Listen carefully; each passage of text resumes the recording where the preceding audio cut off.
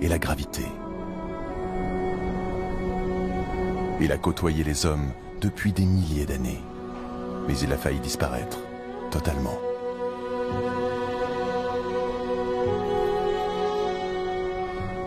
Il parcourt aujourd'hui librement les sommets et il est devenu le symbole de grands espaces protégés.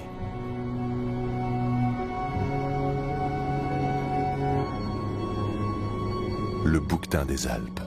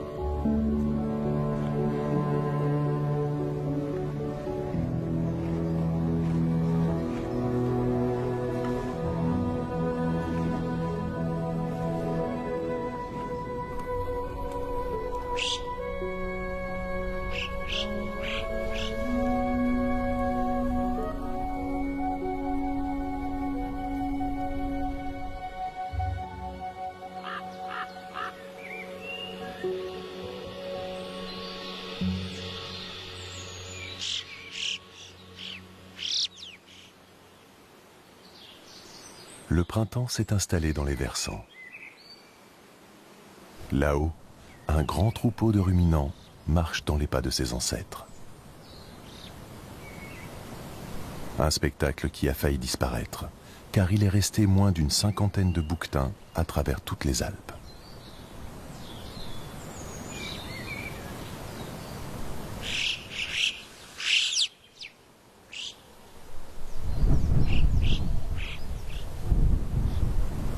Insouciants des menaces qui ont pesé sur eux, les bouquetins profitent simplement du printemps et tentent de se débarrasser de leur gros pelage hivernal.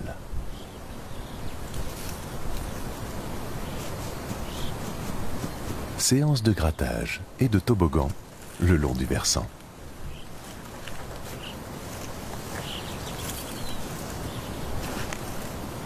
Cette longue mue de plusieurs mois leur permet de garder un pelage épais en cas de retour du mauvais temps en altitude.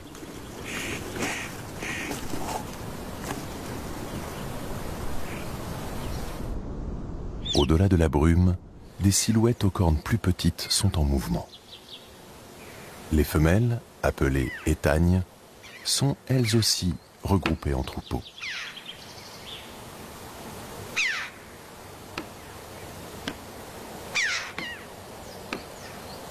Pesant une cinquantaine de kilos, elles font la moitié du poids des gros mâles.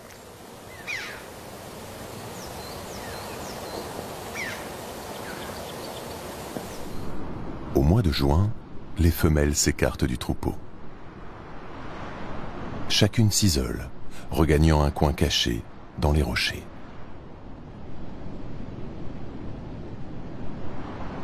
Là-haut, elles iront mettre bas à l'abri du regard des prédateurs.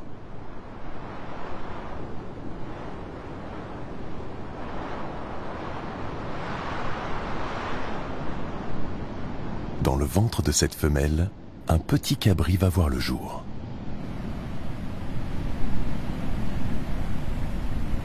Ibex découvre la montagne.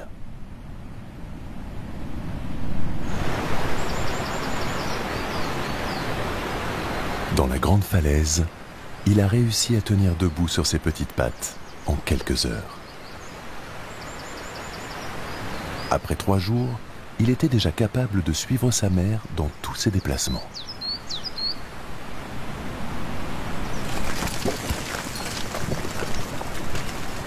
Il est aujourd'hui âgé de 2 semaines et la paroi est devenue son terrain de jeu vertigineux.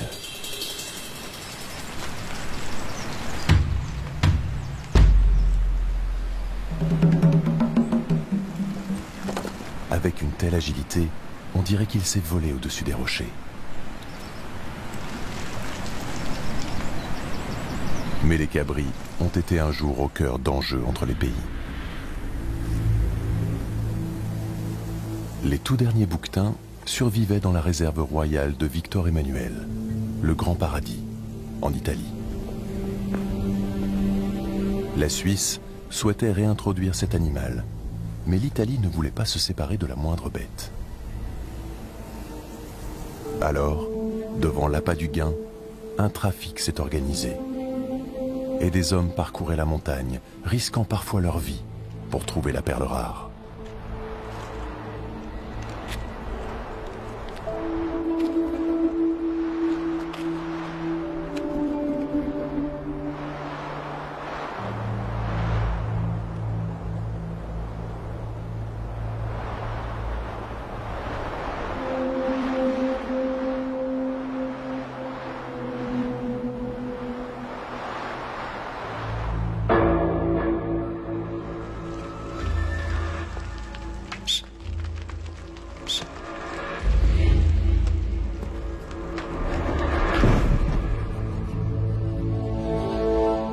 Capturés vivants, les cabris voyageaient à dos d'homme. Le prix d'un cabri était équivalent à 30 000 € dans les zoos en Suisse. De 1880 à 1940, ce seraient près de 200 animaux qui ont ainsi transité.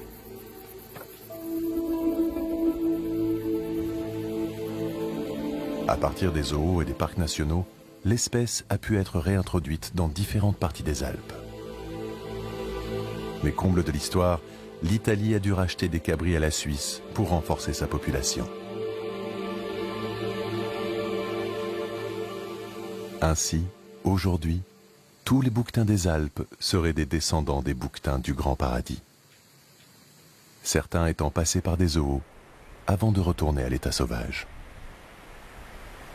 Mais les études génétiques récentes dévoilent qu'un tout petit noyau de population aurait probablement survécu en France, dans des coins cachés du glacier de la Grande Casse, où le parc de la Vanoise fut créé en 1963 pour sauver cette espèce.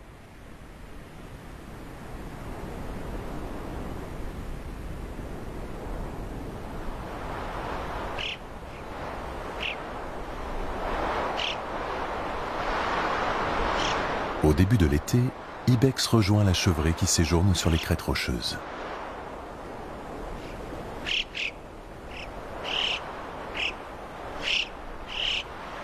Là-haut, il en découvre chaque jour un peu plus sur son milieu de vie. Des chocards à bec jaune qui lancent leur chant dans les courants d'air, au discret ticodrome, oiseaux colorés qui virevoltent en quête d'insectes.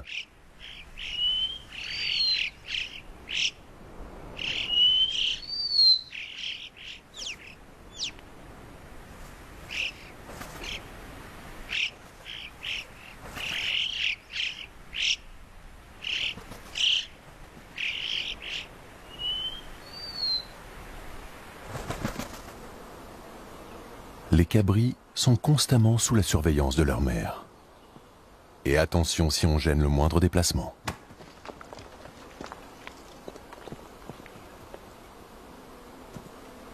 Ibex réclame souvent ce bon lait riche, qui va lui permettre de prendre une dizaine de kilos dans l'été.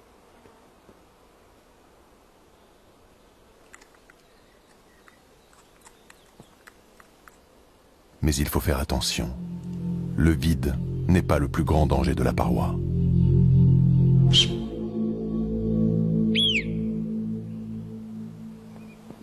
L'aigle royal peut emporter les plus petits cabris. Mais âgé d'1 mois, Ibex est déjà trop lourd.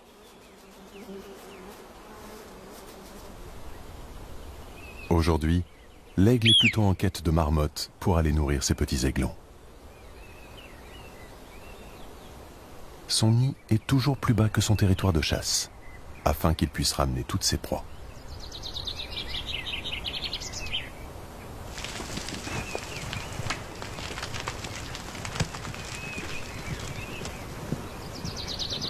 À cette période, toute la vie sauvage est en effervescence.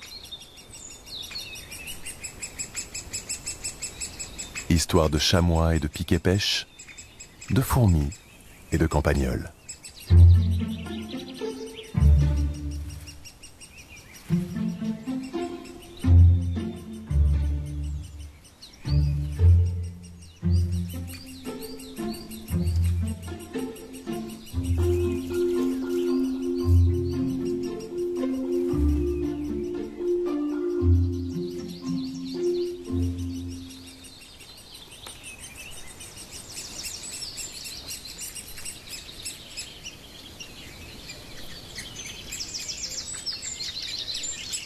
Un bouquetin aux cornes écartées vient parfois à côté du nid des pics. Sa silhouette originale rappelle son cousin, le bouquetin ibérique, qui a été réintroduit dans les Pyrénées françaises en 2014. Légèrement plus petit que celui des Alpes, avec des cornes plus incurvées, le bouquetin ibérique parcourt de nouveau les Pyrénées grâce à plusieurs lâchers et un suivi scientifique.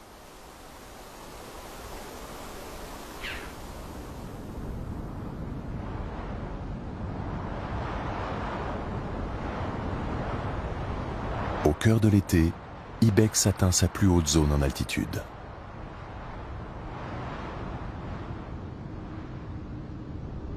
À 2800 mètres, il observe le troupeau de mâles couché en contrebas.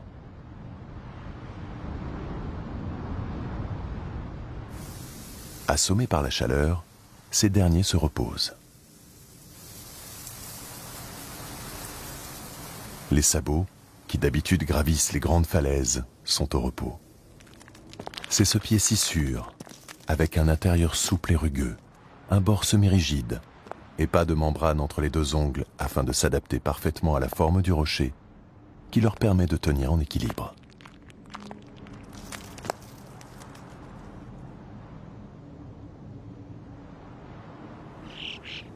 Les bouquetins s'endorment sous le poids de leurs grandes cornes. Celles-ci pointent dès leur naissance et vont pousser tout au long de leur vie. Elles pourront atteindre 1 mètre de longueur et peser plusieurs kilos. Contrairement aux idées reçues, ce ne sont pas les bosses qui indiquent l'âge du bouquetin, mais de fines rainures très marquées.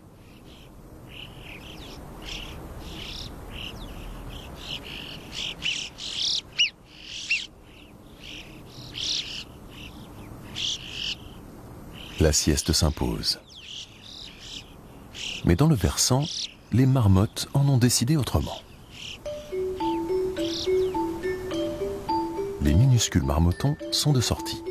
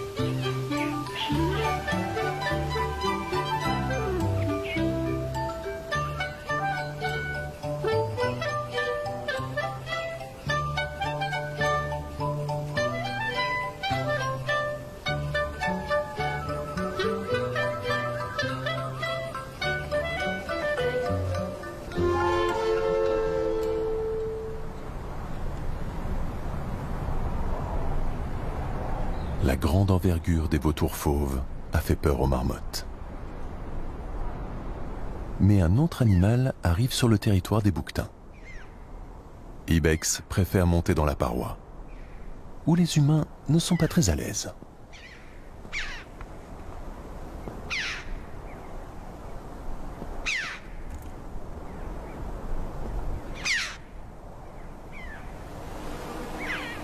Les gros mâles sont beaucoup moins craintifs, ce qui fait le bonheur des randonneurs. Protégé depuis de nombreuses années, le bouquetin se laisse facilement approcher.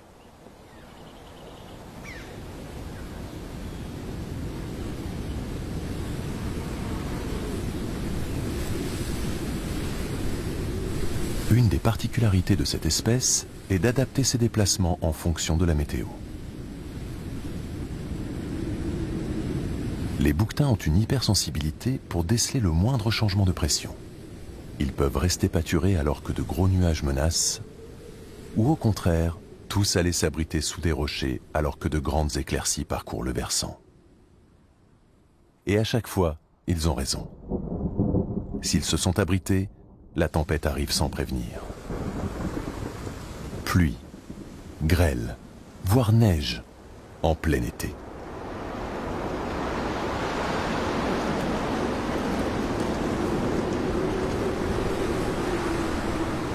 jour au lendemain, la montagne est transformée.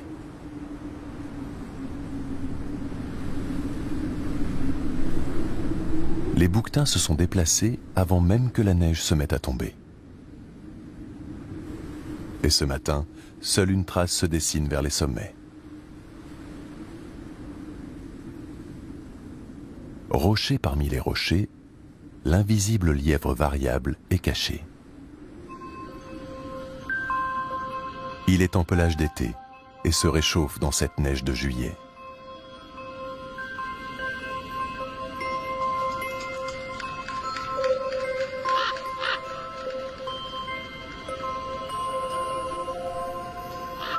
Loin du sabot du bouquetin pour jouer les équilibristes, lui possède de très larges pattes qui font office de raquettes pour porter sur la neige.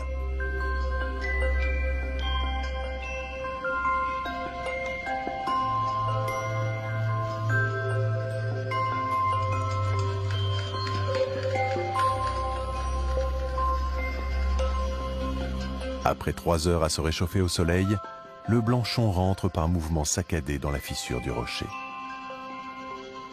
Invisible aux yeux des prédateurs, invisible aux yeux des randonneurs.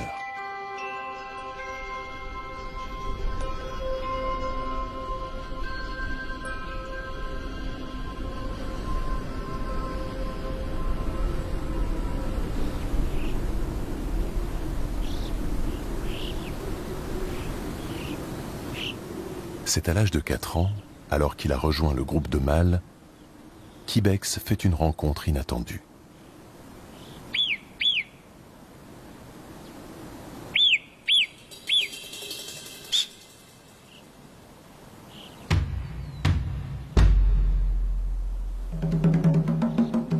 L'inquiétude gagne le versant. Un loup est de retour. Tous les bouquetins ne le quittent pas des yeux. Mais aucun ne part en courant.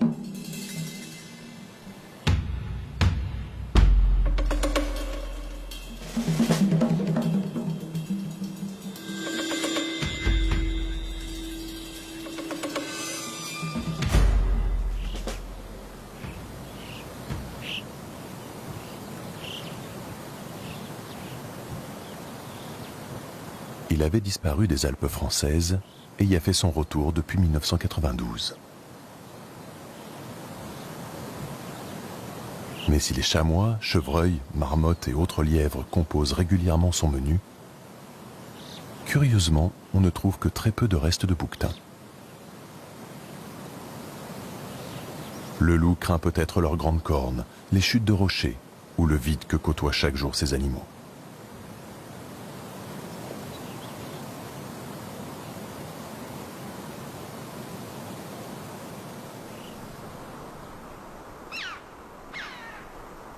Alors, quand le calme revient, Ibex et tous les autres bouquetins regagnent leur zone de pâture. Dans les lueurs du soir, entre ombre et lumière.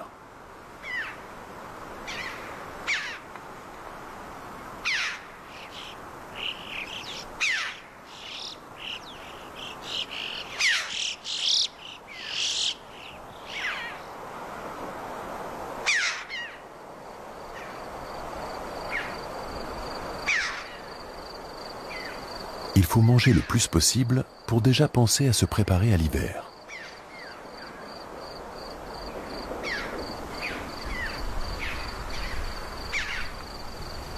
Car l'été est court en montagne. Les jours diminuent déjà. Les premiers givres figent les sommets. Et la forêt commence à se transformer.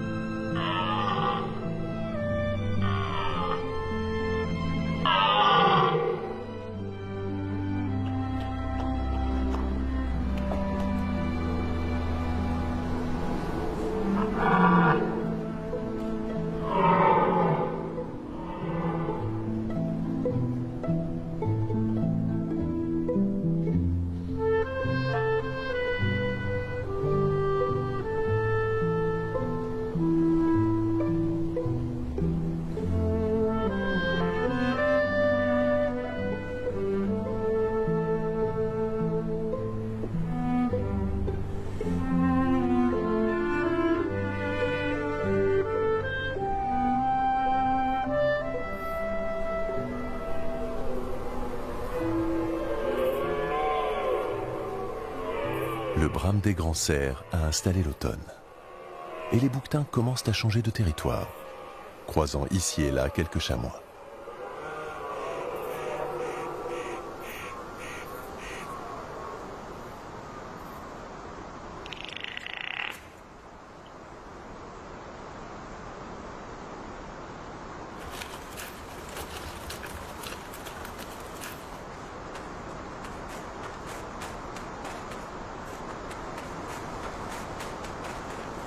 Cette année, un troupeau de mouflons arrive sur le territoire d'Ibex.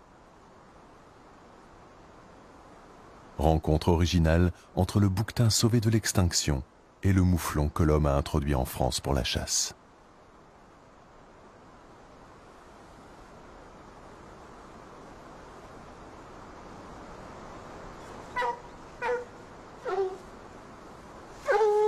D'ailleurs, l'arrivée d'un chien de chasse dans le versant affole les mouflons.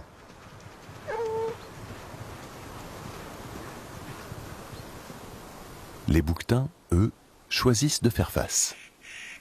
Leurs grandes cornes peuvent suffire à s'imposer.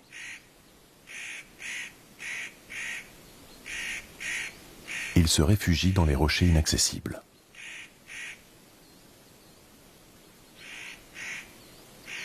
Ce fut efficace contre des arcs ou des lances, mais le développement des armes à feu les a décimés.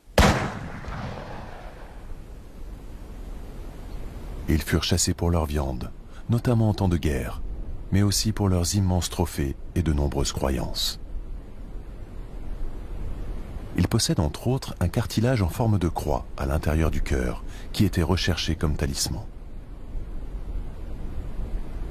Mais l'interdiction de la chasse ne rime pas pour les bouquetins avec surpopulation. Car c'est une des rares espèces capables de s'autoréguler, adaptant le nombre de naissances selon sa densité.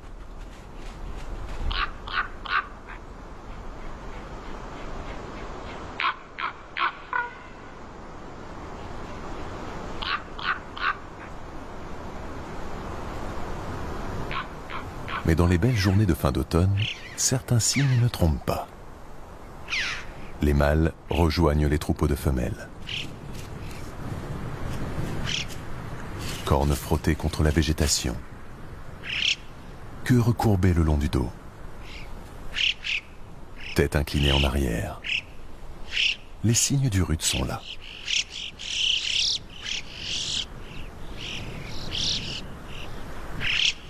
Ibex est âgé de 10 ans quand il peut prétendre avoir une place dans le rut. Les odeurs d'une femelle l'attirent irrésistiblement.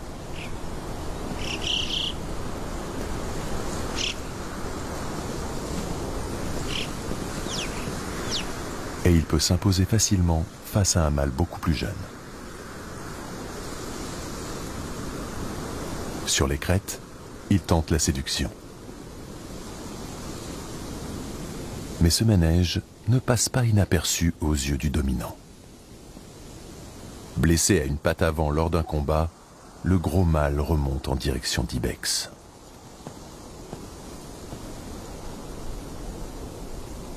Le dominant est plus lourd que lui.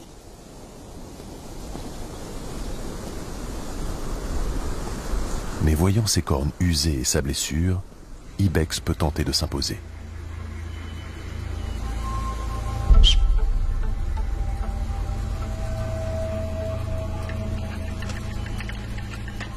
La tension monte dans le versant.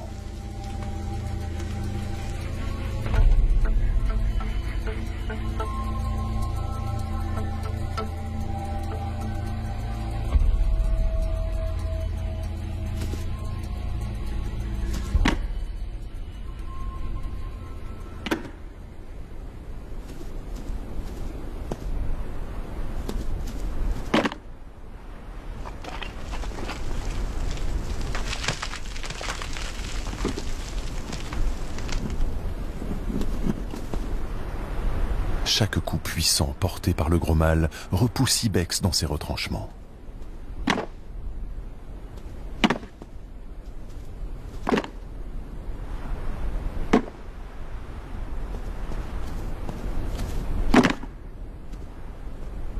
La situation devient trop dangereuse. et Ibex préfère capituler.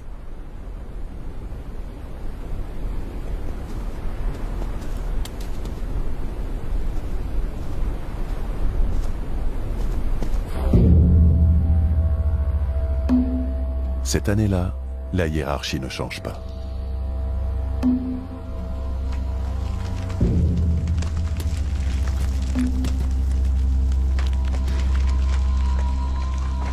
Et dans ce monde de vertige, ce n'est qu'après plusieurs années qu'Ibex réussit à s'imposer, au terme de combats épiques, commencés sous les lueurs de la lune et poussés jusqu'au dernier souffle, dans les lumières de l'aurore.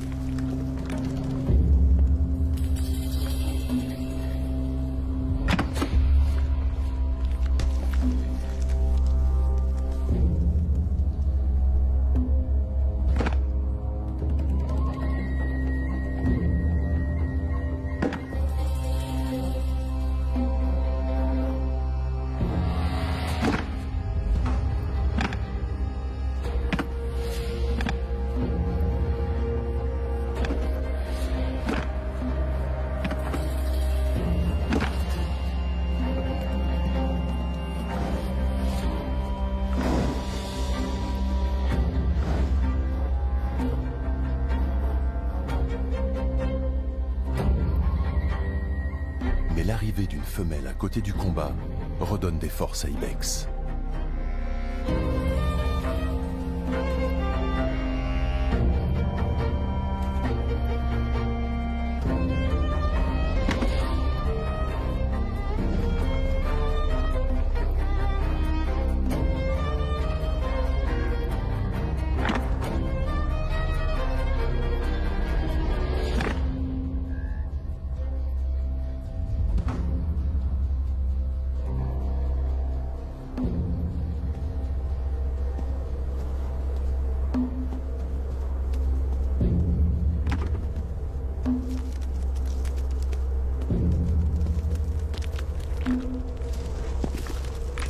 Ibex domine à nouveau son adversaire et le pousse à ses limites.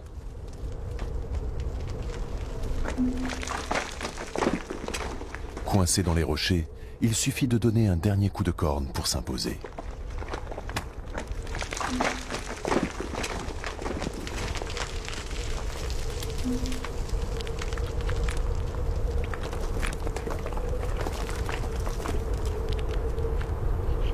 Ibex devient le prince du vide.